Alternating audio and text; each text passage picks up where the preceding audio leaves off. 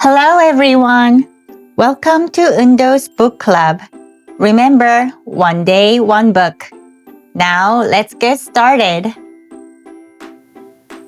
Horrid Henry's Rainy Day by Francesca Simon, illustrated by Tony Ross.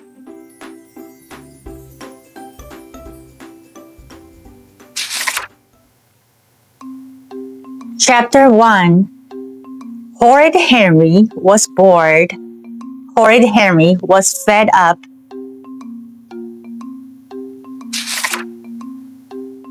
He'd been banned from the computer for rampaging through our town museum. He'd been banned from watching TV just because he was caught watching a teeny tiny bit extra after he'd been told to switch it off straight after Mutant Max. Could he help it if an exciting new series about a rebel robot had started right after? How would he know if it were any good unless he watched some of it?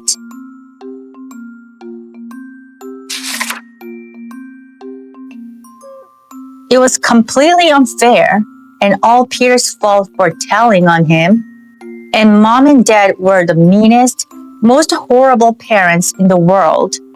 And now he was stuck indoors all day long with absolutely nothing to do. The rain splattered down. The house was gray. The world was gray. The universe was gray.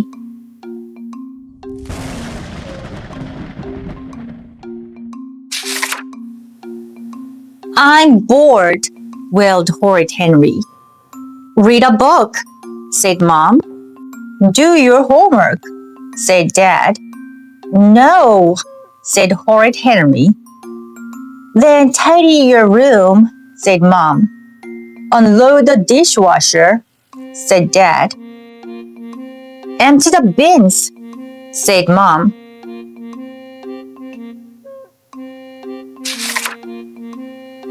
No way, shrieked Horrid Henry. What was he, a slave? Better keep out of his parents' way, or they'd come up with even more horrible things for him to do. Chapter 2. Horrid Henry stomped up to his boring bedroom and slammed the door.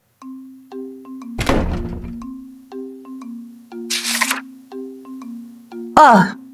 He hated all his toys. He hated all his music. He hated all his games. Ugh! What could he do? He could always check to see what Peter was up to.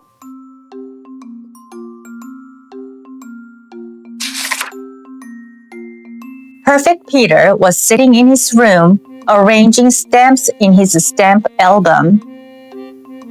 Peter is a baby, Peter is a baby, jeered Horrid Henry, sticking his head round the door.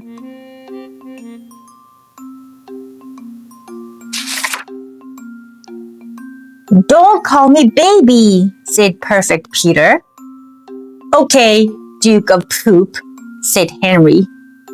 Don't call me Duke, shrieked Peter. Okay, Poopsicle, said Henry. Mom! wailed Peter. Henry called me Poopsicle. Don't be horrid, Henry, shouted Mom. Stop calling your brother names.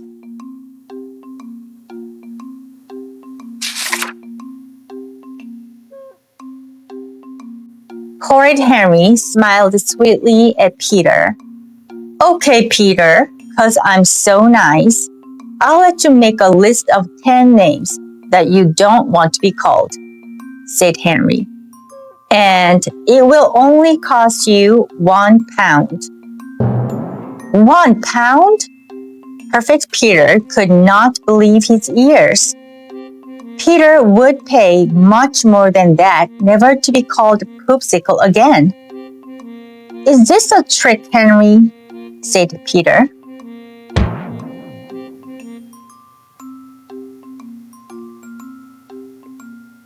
No, said Henry.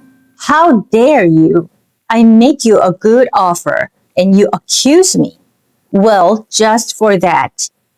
Wait, said Peter. I accept. He handed Henry a pound coin.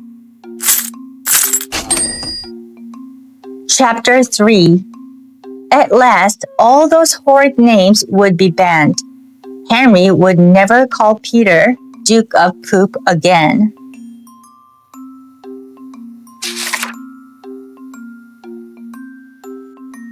Peter got out a piece of paper and a pencil. Now let's see what to put on the list, thought Peter. Poopsicle for a start, and I hate being called baby, and nappy face, and Duke of Poop. Peter wrote and wrote and wrote. Okay, Henry, here's the list, said Peter. Names I don't want to be called. 1. Poopsicle. 2. Duke of Poop. 3. Ugly. 4. Nappy face. 5. Baby. 6. Toad. 7. Smelly toad. 8. Ugg. 9. Worm. 10. Wibble pants.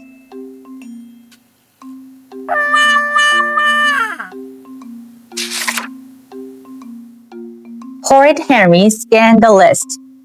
Fine, pony pants, said Henry. Sorry, I meant poopy pants. Or was it smelly nappy? Mom, wailed Peter. Henry's calling me names. Henry, screamed Mom. For the last time, can't you leave your brother alone? Horrid Henry considered. Could he leave that worm alone? Peter is a frog, Peter is a frog, chanted Henry. Mom, screamed Peter. That's it, Henry, shouted Mom. No pocket money for a week. Go to your room and stay there.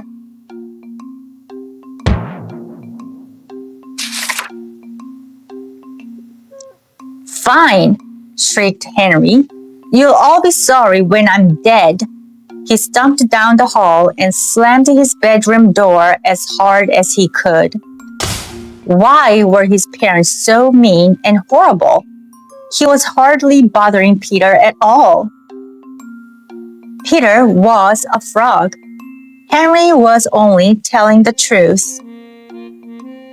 Boy, would they be sorry when he died of boredom stuck up here.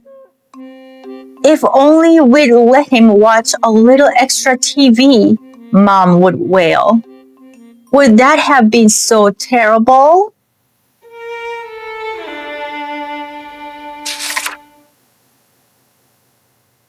If only we hadn't made him do chores, Dad would sob. Why didn't I let Henry call me names? Peter would howl. After all, I do have smelly pants. And now it's too late and we're so sorry, they would shriek. But wait, would they be sorry?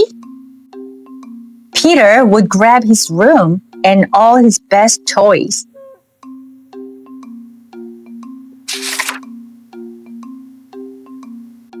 His arch enemy stuck-up Steve could come over and snatch anything he wanted, even his skeleton bank and goo shooter.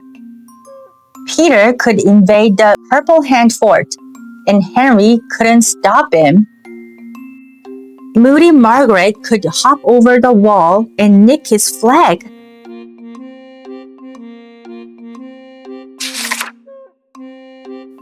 And his biscuits, and his dungeon drink kit, even his super soaker. Chapter 4. Horrid Henry went pale. He had to stop those rapacious thieves. But how? I could come back and haunt them, thought Horrid Henry. Yes, that would teach those grave robbers not to mess with me. Oh, get out of my room, you horrible toad, he would moan at Peter. Touch my goo shooter, and you'll be morphed into ectoplasm. He'd grown spookily from under stuck-up Steve's bed. That would show him.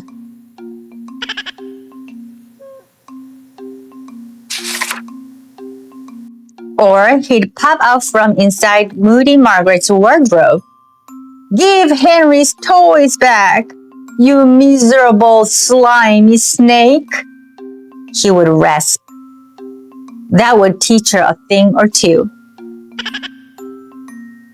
Henry smiled. But fun as it would be to haunt people, he'd rather stop horrible enemies snatching his stuff in the first place. Hands off.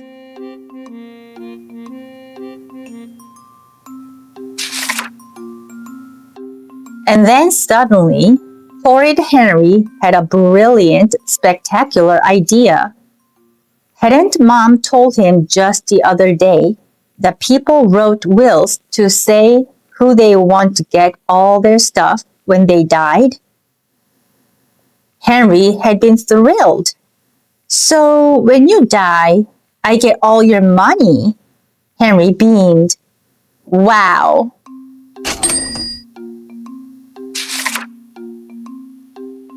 The house would be his, and the car. And he'd be the boss of the TV, 'cause it would be his too. And the only shame was, couldn't you just give it all to me now? Asked Henry. Henry, snapped Mom, don't be horrid. There was no time to lose. He had to write a will immediately. Horrid Henry sat down at his desk and grabbed some paper. My will. Warning. Do not read unless I am dead. I mean it.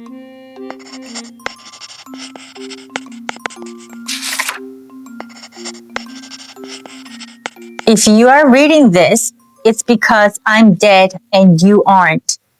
I wish you were dead and I wasn't, so I could have all your stuff.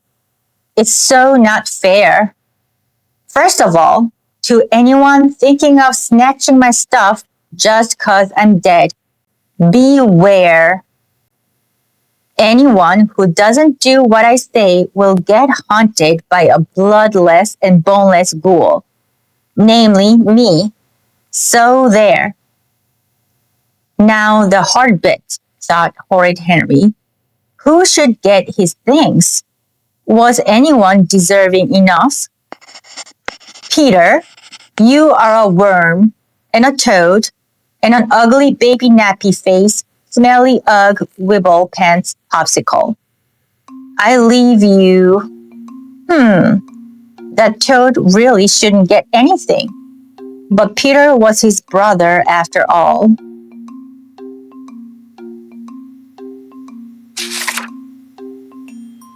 I leave you my sweet wrappers and a muddy twig. That was more than Peter deserved. Still, Steve, you are stuck up and horrible and the world's worst cousin. You can have a pair of my socks. You can choose the blue ones with the holes or the falling down orange ones. Margaret, you knit face. I give you the purple hand flag to remember me by. Not, you can have 2 radishes and the knight with the chopped off head. And keep your paws off my grisly grub box. Or else. Miss Battleaxe, you are my worst teacher ever. I leave you a broken pencil.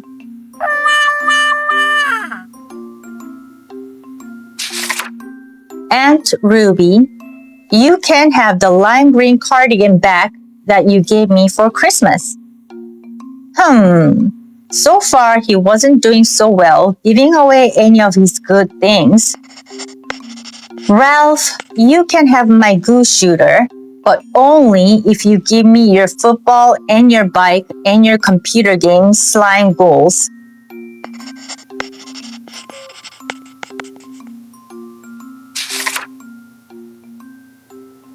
That was more like it. After all, why should he be the only one writing a will? Chapter 5. It was certainly a lot more fun thinking about getting stuff from other people than giving away his own treasures. In fact, wouldn't he be better off helping others by telling them what he wanted?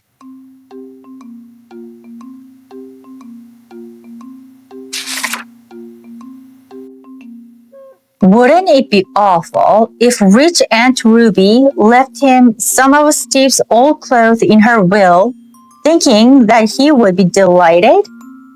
Better write to her at once. Dear Aunt Ruby, I am leaving you something really, really great in my will. So make sure you leave me loads of cash in yours. Your favorite nephew, Henry.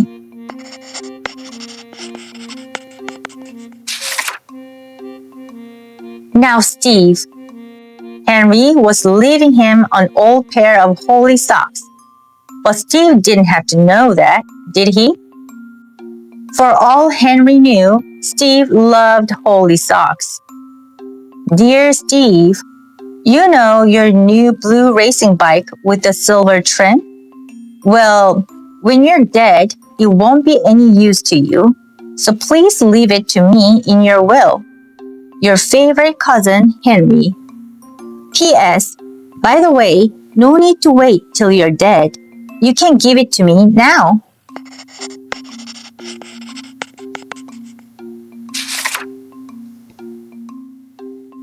Right, Mom and Dad. When they were in the old people's home, they'd hardly need a thing. A rocking chair and a blanket each would do fine for them. So how would Dad's music system look in his bedroom? And where could he put Mom's clock radio? Henry had always liked the chiming clock on their mantelpiece and the picture on the blackboard. Better go and check to see where he could put them. Chapter 6. Henry went into Mom and Dad's room and grabbed an armload of stuff.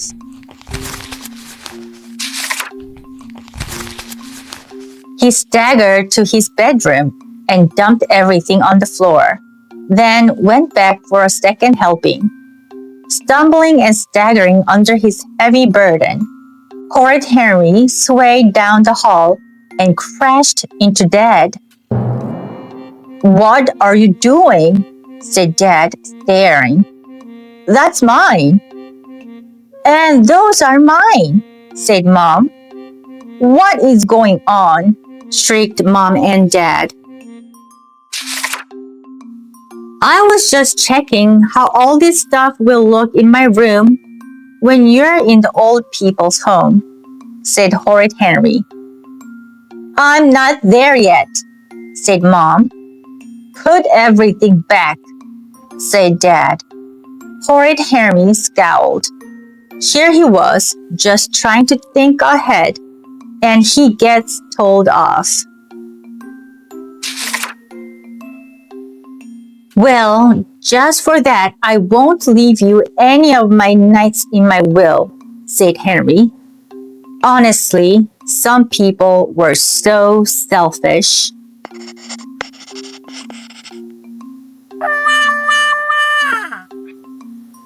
The end. Hey guys, I hope you enjoyed the story. Now, let's learn some new words we've read in our book today.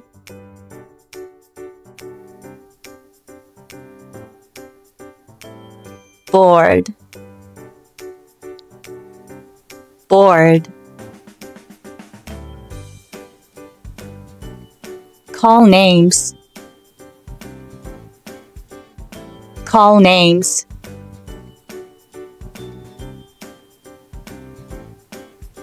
Pocket money. Pocket money.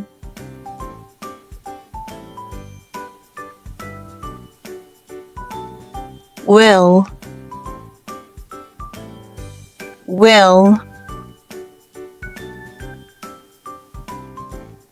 Warning. Warning. Treasure. Treasure.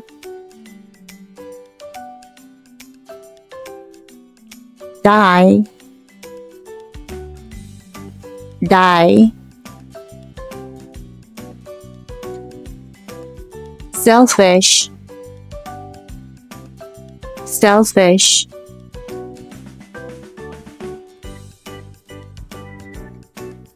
Great job, everyone! Thank you for joining Eundo's Book Club today. If you liked the book we read, please like and subscribe. And I would love to hear from you. So feel free to leave a comment as well. Don't forget, one day, one book. See you tomorrow!